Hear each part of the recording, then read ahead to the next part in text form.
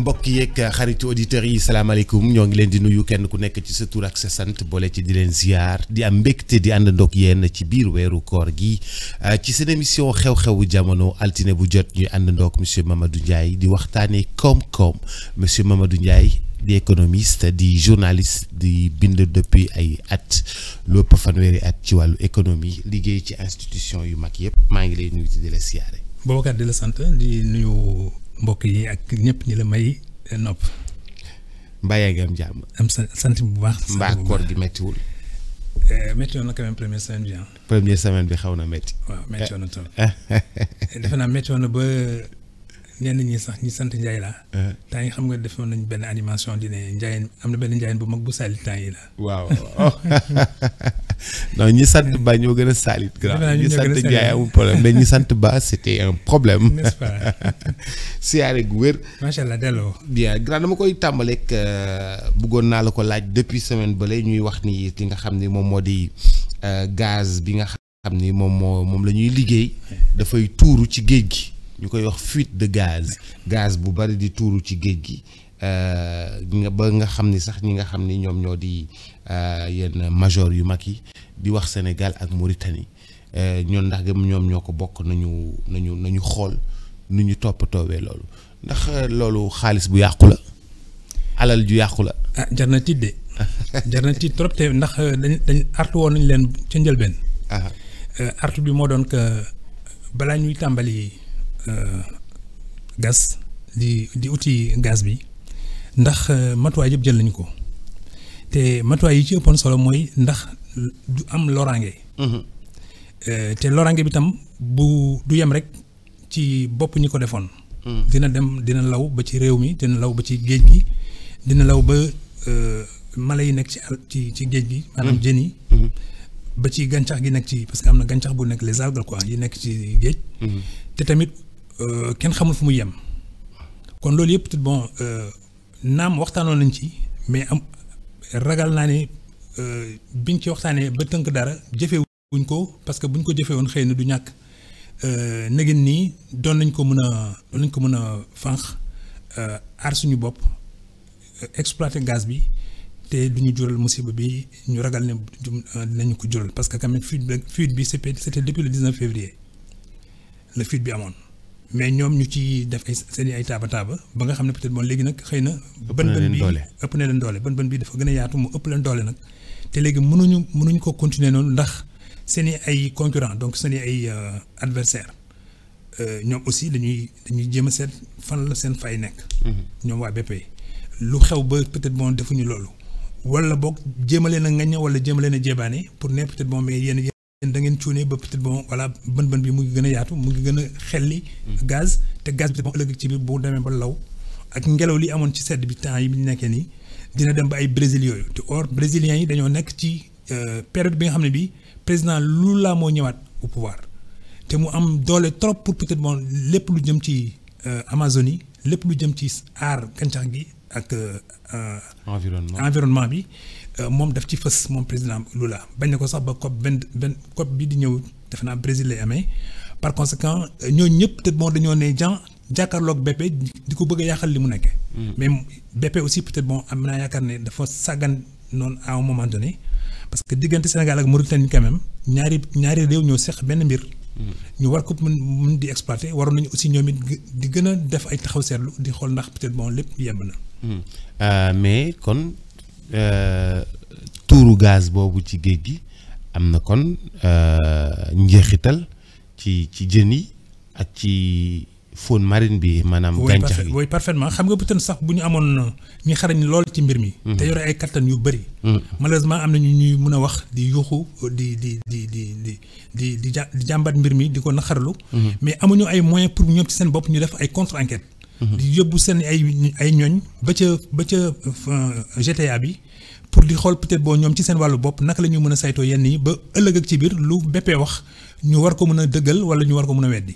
donc comme amuñu kàttan yooyu on ne peut se contenter pour l'instant que li BP def wala BP wax mais xel ñaaw na ba pare li ëppoon solo moo doon que peut-être bon BP ànd ak yeneen ñi nga xam ne peut-être xëy na sax bokkuñu ak moom bokkuñu ak moom kuréel mais au moins quand même mu yóbbaale leen pour ñoom ñëpp ñu saytu mbir mi. ba ñu ne peut-être bon voilà léegi xëy na dakkal nañu kii bi fànq nañ ko léegi peut-être bon maîtriser nañu les paramètres donc de production du gaz mais ñoom ñoo toog ba un moment donné rek ñu ne yëfi arrêté na mais kenn mënul. vérifier xayma lan moo sotteeku. lan moo tuuru naka la toll. tout à fait lu mu yàq la njeexital gi fekki at lan mooy doon njeexital yi loolu. xam nga taxaw seetlukat yu mag yi nga xam ni peut-être bon ci question environnement ak question pétrole dañ ciy seetu lu bëri nee nañu GTA fi mu nekk maanaam foofu ñuy demee di jëlee gaz bi courant marin yi dañoo fort surtout nag ci période bi nga xam ne période sedd la kon ngelaw li buy ëpp. vagues yi dañuy multiplier seen vitesse de 3 ou 4 par conséquent lépp lu fa lu taxawaalu côté yooyu daf ko yóbbaale saaraan ko or buy dem c'est donc l'Atlantique nord mooy dem ba Atlantique sud. Donc vent bi dafay fort foofu bateau yi sax peut-être bon du ñu sañ a jàkkaarloog les vents contraires yi ñëw pour di mën a ñoom di progresser si bien que peut-être bon dañuy contourner le cap de Bonne-Espérance jëm booru Méditerranée après génn noonu fële ji Europe. Donc dañuy wàññi seen présence ci zone atlantique bi ci période bi ndax sedd bi ndax ngelaw lu bëri li par conséquent lii nag bu amee xëy na ñoom nee nañ toq la mais nañu xaar ba gis peut-être ñeneen ñu weddi loolu ne toq la parce que affaire bi day law dem dina dem fii peut-être ba ay Mozambique dina dem fii peut-être ba ay océan Indien du ñàkk peut-être ña fa ne yore ay kattan yore ay moyens pour peut-être bon di witt mbir mi dinañu mën a vérifier bu boobaa nag day coow lii day dëppaat ñëw ci Sénégal wala day dëppaat ñëw ci Mauritanie kon kay li ñuy ñaan rek mooy nañu croiser les doigts ñu yaakaar ne mbir mi peut-être bon jéggiwul dayo ba ëllëg ak ci biir peut-être bon ñu ne bon cette zone là ak pétrole bi fa am ak poisson bi fa war di jóge ak algues yi fa war di mën a jóge même les touristes yi waroon a ñëw peut-être bon di defee seen i plage wala di def seen i ay tourisme dans ces zones là ñoom ñëpp dañu fay def une croix parce que xooxatal leen nee nañ leen peut-être bon ku fa dem peut-être bon da ngay des ak musiba. mais yaa ngi wax ni courant bi sedd na vague yi bëri na. zone bi c'est zone de turbulence la mais terewul suñu xale yaa ngi jël ay bateau di jéem a traverser Atlantique bi jëm Europe de. waaw mais moo indi musiba bi nag kon sur 5 gaal locco yu dem 3 yi duñu yegg benn bi day réer ñetteel bi bon day yegg mais yeggu yaa Cheikh parce que day sol xale yu bëri yu dee ay juróom benn mu ñoo ci rëcc te loolu aussi peut-être bon ba tey voilà li yàlla xam rek doy na. kon effectivement cette zone bu dangereuse la. moo tax xale yi des fois sax xëy na ñoom li ëpp ci seen i programmation dañuy xaar ba booru juin juillet ci la yëf yi di gën a di jolli. mais pas période bi parce que période bi quand même ñoom ci seen bopp sax mënuñu ko supporter parce que gaal yi amul dara lu dul peut-être bon asamaan si. C'est à ciel ouvert. C'est à ciel ouvert. Avec par exemple, disons, un froid glacial. Des houles et des vagues peut-être bon de 10, 15, 25 mètres. Donc, attends. Ils sont au milieu de nulle part. Et le peut-être xëy na xamuñ ko wala ñàkk ko xam. moo tax ñuy songu géej gi. ñoom seen bopp xale yi ñeme nañ ko de. non ñàkk xam moo tax. ñàkk xam rek moo tax par ngay song un danger. Oui mais ku xam danger da koy maîtriser am ay paramètres pour nooy songee danger bi. quand même doo ñëw rek peut-être boo nga ne maa ngi nii. looloo tax après boo demee ba ñëw trouble psychologique yi da lay topp. gis nga ñu ci bëri sa xel dafay xaw a dem ñu ci bëri da ngay sonn dootoo bëgg dara. am na kenn ku ne peut-être bon bu déggee ndox muy xel ci robinet rek day foog ne peut-être bon ba tey mu ci géej gi. ndox muy robinet bu xel. traumatisme yi la daal traumatisme la ci jëlee. kon bu ñuy évaluer li nga xam ne moom moo di dégâts yooyu yëpp dafa mel ni daal ci wàllu économie am nañu kon lu bari lu ñu ñàkk. mais forcément ñàkk nañu parce que depuis le 19 février. gaz di tuuru kon forcément ñàkk na. xam nga ñàkk nañu benn. donc léegi li waroon gouvernement bi dafa ne BP affaire ñaari gouvernement yi quoi parce que ñoom ñoo bokk yi fii ñaari gouvernement yi dañoo ne BP il faut que nga jël ay moyens ay matuwaay yu am solo pour peut-être bon nga arrêté yi fii mais ñoom tamit loolu lañ ci am intimer l'ordre peut-être bon à BP de prendre des mesures. amuñu ci beneen doole mënuñ dem vérifier mënuñ même bu fekkee ne defar naa mënuñ vérifier ne peut-être bon voilà il certifie maintenant que léegi mën nañ continuer waat exploitation bi.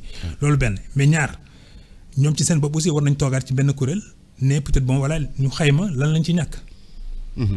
te ñàkk boobu yemul foofu rek nee naa la fii ba ay 6 mois nit ñi dinañ surveiller li xew ci géej gi ba fii nag ba peut-être bon ba muy dem ci océan Indien. fu soree sori.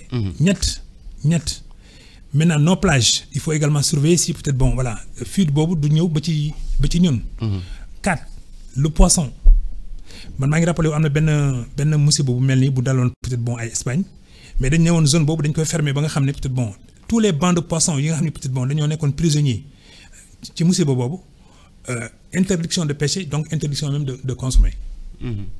pendant 6 mois parce que c'est dangereux parce que xamuñu et ensuite médecins yi ku nekk peut-être bon fu nekk lañ jógee borom xam-xam yi prix Nobel yi ñëpp ñëw ku nekk peut-être bon di saytu mbir mi di xool naka la. donc poisson yi ñuy lekk ëllëg aussi peut-être bon ñun war nañ xam ndax poisson bi maintenant c'est propre à la consommation ou déet mais juróomeel bi Boubacar c'est d'abord nos côtes dégg nga démb peut-être bon paysans yi nekk ay boru nu mu tudd ça encore sur l'île de Tortue là pour jëm Ndar pêcheurs yi fa nekk yëpp nee nañu peut-être bon fi mu nekk dañoo jaaxle parce que kenn waxu leen d'abord li am naka la amee. kenn waxu leen ko. ensuite ñu ngi toog yaakaar ne peut-être bon autorités yi dinañ leen peut-être bon informer pour ñu xam peut-être bon maintenant ban matuwaay la ñuy jël ñoom pêcheurs yi. waa Guet Ndar wala. non yegguñu Guet Ndar. mooy def naa boo weesoo Mboro jëm Ndar daal voilà. paysans yi fa non pêcheurs yi fa nekk yëpp. donc ñoom ci seen bopp fi mu nekk nii peut-être bon ci bët bu setagul lañ nekk. parce que kenn édifié wu leen kenn waxu leen ne peut-être bon lii la. mais en même temps aussi environnement écologique bi mu nar a yàq ëllëg parce que toutes les plantes. est-ce que am nañu moyen wu xam ci dara ñun Sénégal am nañu moyen yi xam ci dara. wala ñu wuti ay experts. non seulement ñu wuti experts mais waxoon naa la ci njëlbeen nee naa leen ne peut-être bon dañu ne woon est-ce que on a maîtrisé les paramètres écologiques et environnementaux avant ñuy song liggéey bi ne peut-être bon léegi mën nañu ko exploiter. ça la question a été posée pour ñu seet peut-être bon bu fekkee ne nar na am ñu def ay simulations. xoolal bu ñu nee accident bi de niveau 1 la. ñu ne niveau 1 mu ngi correspondre ak tant de moyens pour fànq li ñëw ci niveau 1. wala ñu ne peut-être bon accident niveau 2 boobu tamit moyens yi dañu leen di accroître mais dañu am tolluwaay pour peut-être bon mën a aussi dékku li niveau 2 di indi. ba niveau 3 ba niveau 4 ba niveau 5 niveau yooyu yëpp peut-être bon dafa am ay jumtuwaay yi nga xam ne peut-être bon du point de vue justement de la prévention dafa war a am état yi am nañ ci wàll mais. exploitant bi tamit muy BP amaan na ci wàll parce que c'est un major mondial. donc war na au moins quand même peut-être répondre à toutes ces questions que se pose la bonne conscience mais en même temps aussi peut-être bon mu ne voilà man lu xew rek amal naa ko samay fexe bopp amal naa ko saafara pour peut-être bon ma mën a xool naka laa koy mën a lijjantee mais daf ci war a boole nag aussi peut-être bon les états yi tamit dañu waroon ne lu war a mën a xew yi ëllëg. quelles que soient les simulations yi BP war a def mais dañ ciy boole aussi ñun suñu ay ñoñ ñoom aussi ñu bokk ci parce que dañ ciy formé waale ñaar ñu xam peut-être bon luy ñëwi ëllëg BP naka la koy songee comme ça ñoom aussi ñu amaale ci tuuti xam-xam pour bu ëllëgee bu demee ba BP rocceeku ñoom ñu war a mën a jël place BP xam naa nag loolu du suba. du suba jërëjëf monsieur Ndiaye ci beneen wàll. Sénégal dafa am ay candidats yoo xam ni da leen a dugaloon ci li nga xam ni moom moo di jongantey àdduna yi lu mel ni FIFA ki nga xam ni moom moo di maître Augustin Senghor lu mel ni BAD banque bu mag boobu. mu dugal fa ku mel ni Amadou Hott. te dañu am suñu revers bu doy waar ci wàllu FIFA daanaka. suñu candidat jàllul mu nekk un revers diplomatique bu Sénégal essuyé di xaar beneen bi loolu ndax dafay am njeexital ci économie. oui dina am parce que quand même Sénégal quelqu'un disait que c'est un petit pays mais une grande nation. Dimension géographique je veux dire c'est un petit pays mais c'est une grande nation donc c'est une grande diplomatie c'est aussi une forte puissance d'influence en Afrique et dans les pays non alignés loolu yàgg na ba yàlla def aussi peut-être bon léegi pétrole bi ak gaz bi ñëw nga war a xam ne peut-être bon normalement waroon na changer échelle war a nekk ci beneen dimension bu fekkee ne peut-être bon ñoom ñi ŋànk nguur gi tey ak démb ak barki démb yëpp ak ñi ñëwi ëllëg aussi ñooñu ñëpp peut-être bon bu ñu toogee xayma xam ne nag léegi seen dëkk fi mu toll nii tey tembe war na mën di yóotu yenn yi ndax li mu yor wala ndax peut-être bon aussi. dayoom.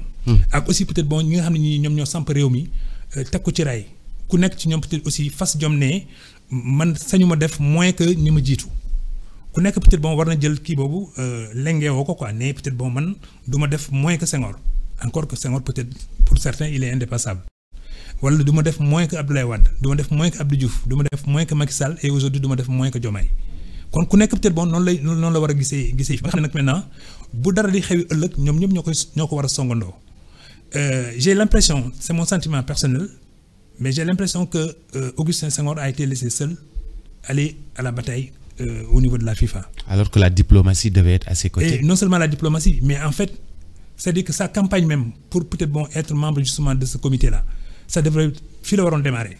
C'est-à-dire que à Dakar, il faut peut-être bon, enfin, du bruit, voilà, une stratégie de communication, il faut déployer, il faut peut-être bon, à la limite, moi aussi, def un peu la ronde de tous les influenceurs sénégalais qui sont à travers le monde.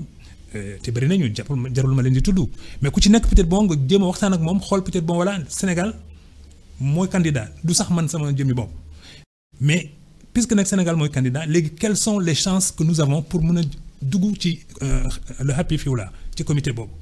Bon j'ai l'impression que rien n'a été fait donc lui il est allé en singleton peut-être il a reçu un soutien mais un peu discret mais à ce niveau-là les gens ils viennent avec une armée de souteneurs. Et ensuite, peut-être bon, ils mettent des moyens extraordinaires au service donc du candidat. Mais le candidat aussi, il faut avoir des diplomates. Puisqu'il est le candidat du pays, l'ambassadeur à l'aéroport. Je vais waxtaan ak mom moko wara dalal moko wara né réew mi fi la tollu réew mi nga ñëw ni tay fi opinion yi dañoo diviser wu wala en tout cas pouvoir bi ñi lañu jappalé kon peut-être xamal noy waxtaan ak ñi wala peut-être bon jar na nga gis diw wala nga gis diw wala nga waxtaan ak diw mais quand l'élection a eu lieu, il est 10e sur les 13 ou il est 13e sur les 16. C'est un score, mais ahurissant. Et lui, il en a tiré une leçon, mais assez hâtive. Parce que il faut que beaucoup. Puisque beaucoup de gens font des CAF, c'est-à-dire au niveau de l'Afrique, souvent font des lots. Mais il faut que je dem, man bon faut dougon, ma yilif CAF. Kon puisque léegi ma xagn nañ ma bokk ci lolu suma delo kaf ña fay joggé ñoma yilif donc pour man warna génn ci kilifteefu kaf instance kaf pour ma may leen peut-être bon ñu xol ñom naka lañu yéré leng yi bon c'est son analyse mais j'ai l'impression que aussi analyse bobu daf ko def sur un coup de sang bu amone réflexion bu gëna profonde rek don nako défé nénen dudul non té lolu mo lay wonné aussi peut-être le gouvernement du Sénégal l'état du Sénégal n'a pas appuyé Senghor. S'il l'avait appuyé, la décision ne lui reviendrait pas. Moi, je suis peut-être bon, voilà, man démissionné. Du demain non. Parce que au moins, quand même, avec l'État, nous analyser les paramètres, peut-être bon aussi, naka la ñu mëna songaté peut-être bon, voilà, lenen. Et ensuite, Boubacar, faut aller d'aller. Légui, Dougoul FIFA, gen CAF, et maintenant, quel est le Sénégalais qui va rester là-bas? Voilà. Mais dafa melni ku mësa ànd ak Macky Sall gars yi lu lay jàppalee du bëri de duñu sax bëgg wax ak yow gars yi duñu sax bëgg wax ak yow ku mësa ànd ak Macky Sall wala ku mësa liggéey ak Macky Sall gars yi duñu sax wax ak yow. Ah loolu taxaw seet la wala. Ah non mais loolu moo am duñu il t'adresse même pas la parole. Ah mais c'est pas bien. Il t'adresse même pas la parole. C'est pas bien et puis du foofu rek xam nga dañoo bëri ay personnalités yi nga xam ne peut-être moom yàlla dafa leen may ay dayoo. ñu nekk à l'extérieur.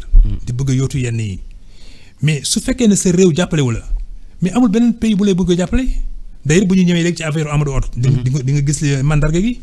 parce que pays bi nga ne pays bi nga soxee ko mais moom moo war a njëkk a nekk au devant di lay jàppale man je me rappelle très bien quand Jacques Diouf. postulé à la FAO. Mais si vous avez diplomatie bien déployée, Boubacar, ils ont même utilisé les stagiaires de l'ENAM. Ils les ont même utilisés, c'était les jeunes juniors de la diplomatie sénégalaise. Mais après, qui sont devenus aujourd'hui des ténors. Mais nous, nous avons utilisé quand Jacques Diouf devait peut-être aller maintenant dans les grandes capitales. Mais nous avons une feuille de route, mais c'est des nickel. Ils ont commencé par les pays qui étaient les plus opposés à la candidature du Sénégal. Il faut que nous disions d'y amorcer.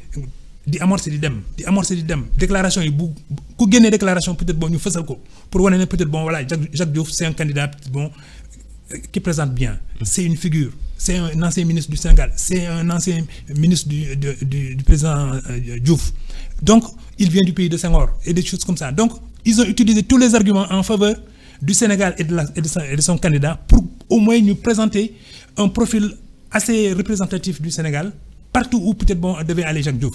Jacques Diouf a fait presque tout le monde.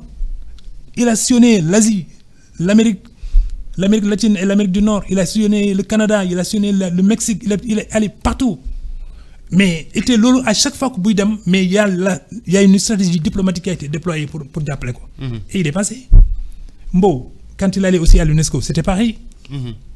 Donc nous, on a un fond de connaissances et un fond de stratégie bien bon. Ne serait-ce que ces deux candidatures-là, j'en oublie maintenant pour Fall qui était à Air Afrique, j'en oublie peut-être bon pour l'autre Fall. Le papa de Linguère Fall qui était également au Cameroun. Donc il y a une série de profils sénégalais qui ont peut-être bon ku ci nek ba ngay yotu ben mbir dañoo paramètre xol peut-être bon les forces du Sénégal par rapport à ça. Xol aussi la faiblesse. Légui nak ñuy combler faiblesse bi di renforcer maintenant la puissance pour peut-être bon imposer le candidat.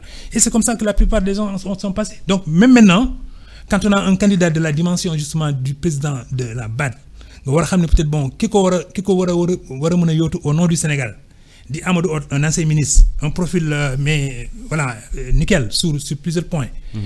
Mais kooku ci boppam aussi mais tous les Sénégalais devaient sentir aujourd'hui comme ils l'ont senti il y a plus de 20 ans 30 ans quand Jacques Diouf ou bien Amadou Mokhtar Mbow se présentait dañ ko war a sentir aujourd'hui peut-être bon ñu koy waxtaanee fu nekk moo gën ñuy waxtaanee peut-être bon ay affaires yi nga xam ne peut-être amul bopp amul genn.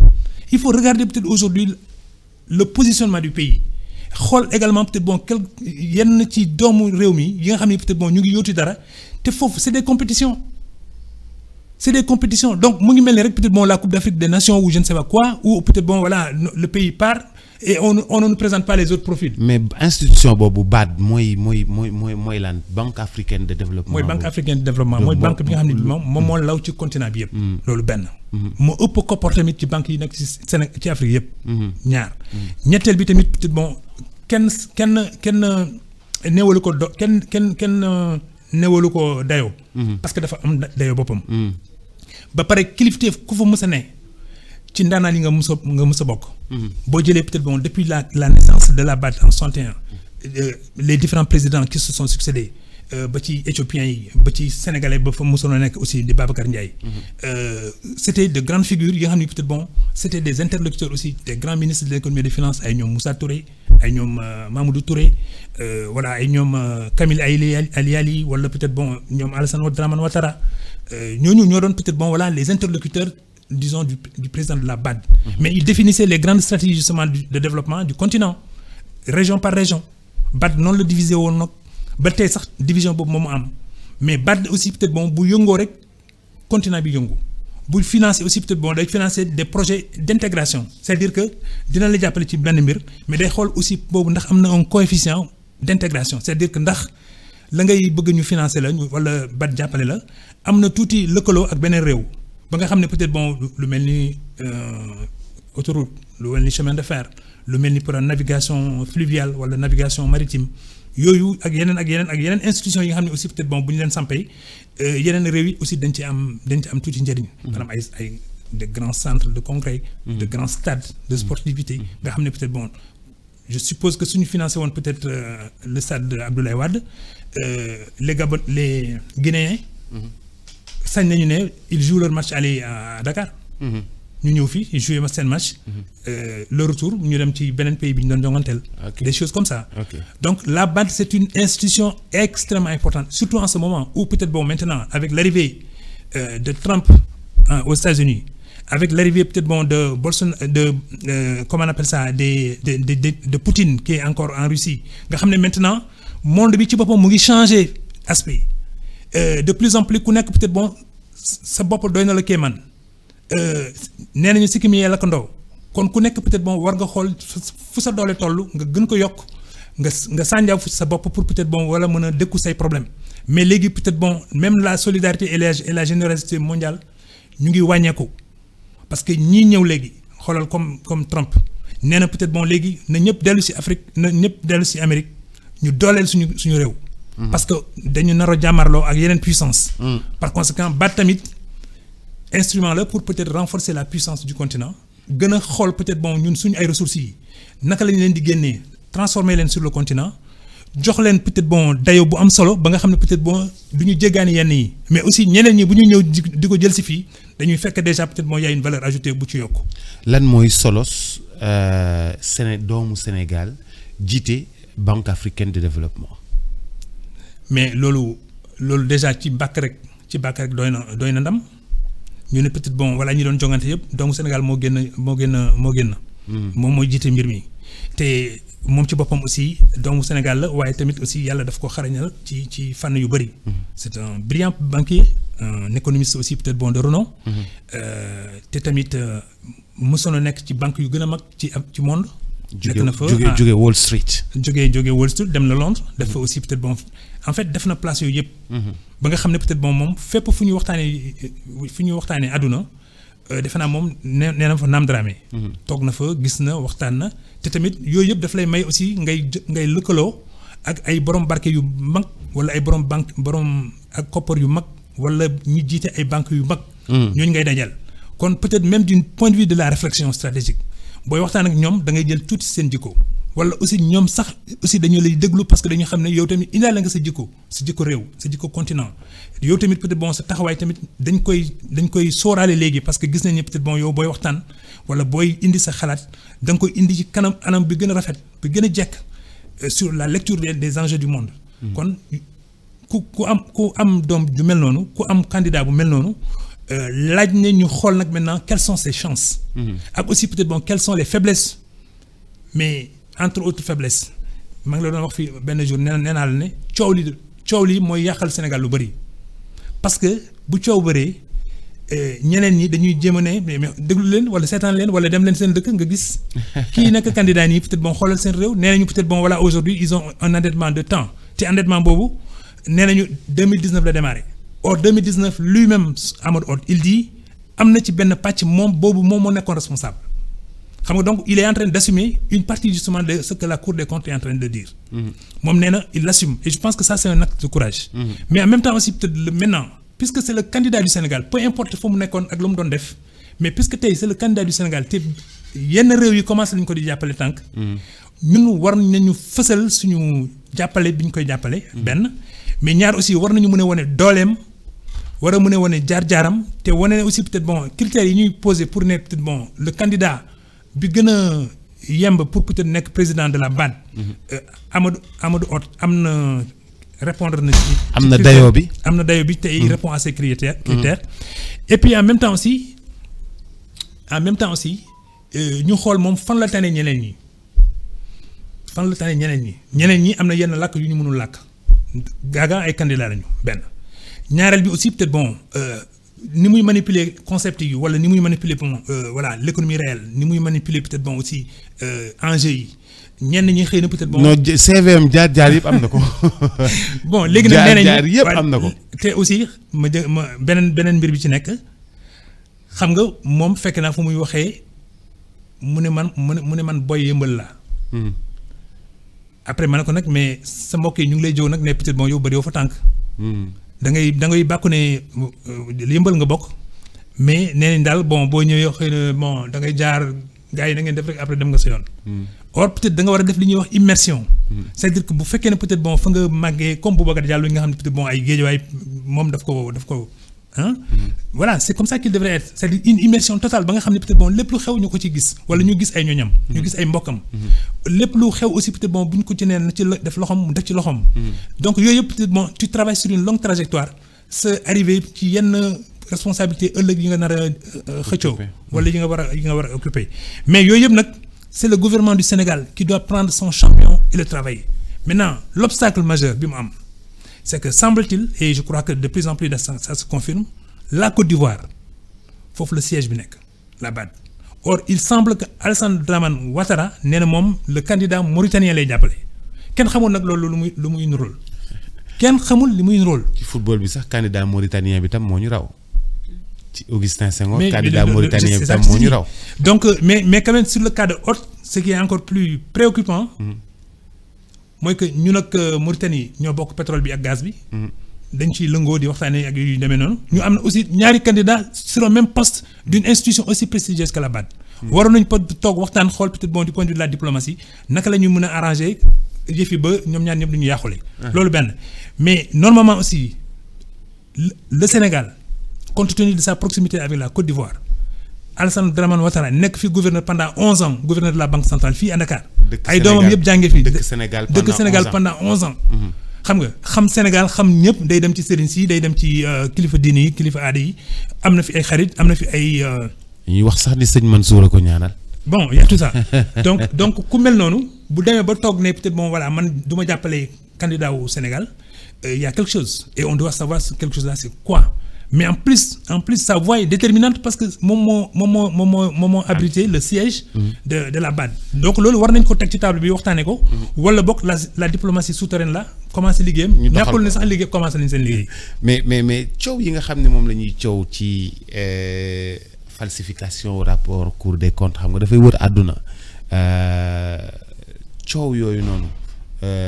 ndax dina jouer ci candidature ki nga xam ni moom moo di Amadou Hott à la BAD nga xam ni mën nañ ko xasee ne ko vous êtes un pays de faussaires vous êtes des ministres faussaires day continuer de.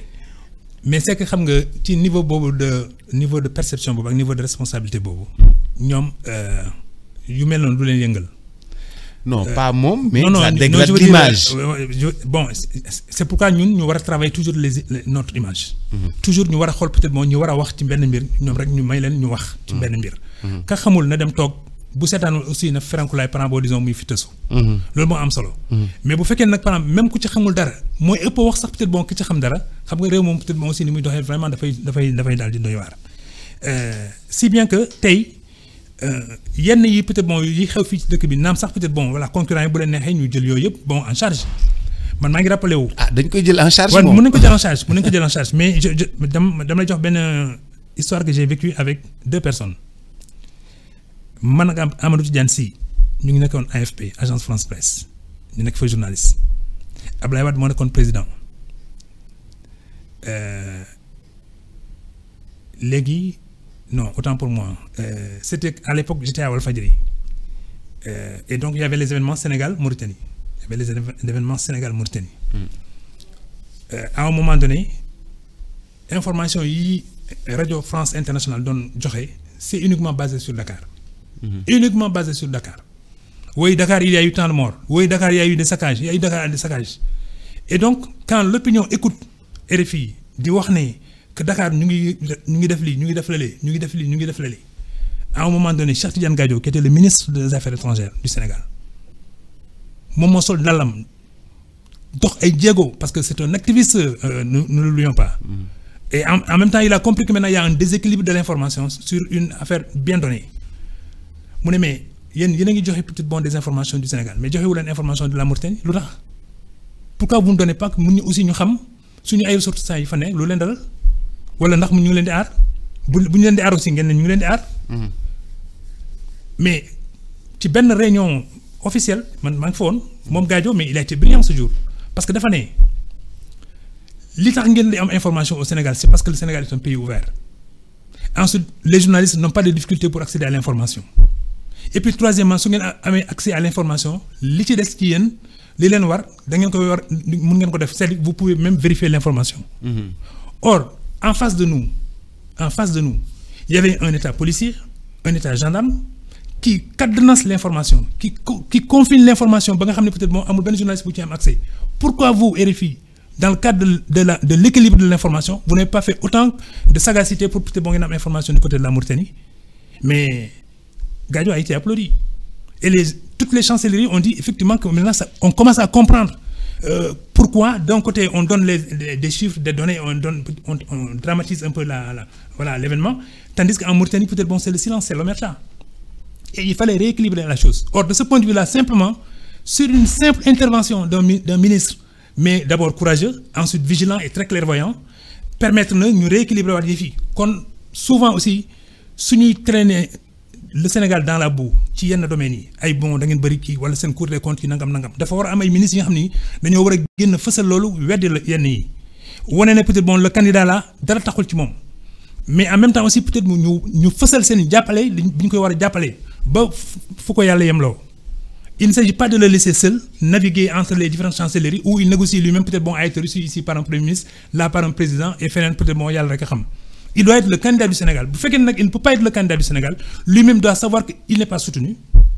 Si c'est le cas, si ça n'est pas le cas, il doit peut-être bon être fier d'être soutenu justement par l'État du Sénégal. Mais ñoom nag aussi dañoo war a fësal yëf yi wan nag peut-être bon aussi solo bi puisque ma yaa ngi may poser question boobu xam naa ne gouvernement bi moo gën a am ay argument pour ne peut-être bon lii la baat amee solo moo tax ñu am candidat. Donc loolu ñoom ñoo ko waroon fësal fii ci seen réew d'abord parce que le point de départ de la campagne de Hott Dakar la waroon nekk fii la waroon ñëw peut-être bon voilà il y a une série d'institutions, il y a beaucoup de multinationales qui ont leur siège à Dakar.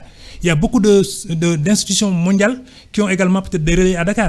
Il y a les chancelleries, il y a l'opinion, il y a les médias. Donc, fii peut-être bon, un bon point de départ. Or, c'est au mois de mai l'élection bi di am. Par conséquent, fii bu doore woon fii après nag ñu tracer maintenant comment il va sillonner le continent, quels sont les chefs d'État à rencontrer. Ñu mandater sax peut-être bon des plénipotentiaires ñu war a dem déposer des lettres auprès d'un certain nombre de chefs d'État pour ne peut-être bon voilà notre candidat. Mais yooyu yëpp peut-être bon bu amee fësaluñ ko bu amulee c'est en tout cas c'est. Mais monsieur Ndiaye, est-ce que le Sénégal tient encore son rang de prestige en Afrique et dans le monde? Parce que dafa mel ni suñu image dafa xaw a détérioré wu bu ñu demee Mauritanien bi dóor ñu. Je n'ai rien contre la Mauritanie, contre le candidat mauritanien de la FIFA.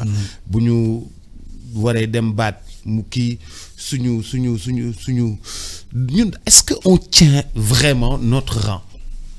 Ah, on devrait tenir à ce rang. On devrait tenir à ce rang parce que c'est ce rang-là qui nous donne. Dafa mel ni am na lu effrité wu ci ñun dafa mel ni am na depuis bu ñu xeexee suñu biir ba léegi 2021 dafa mel ni am na loo xam ne wàññeeku na ci ñun. Moi.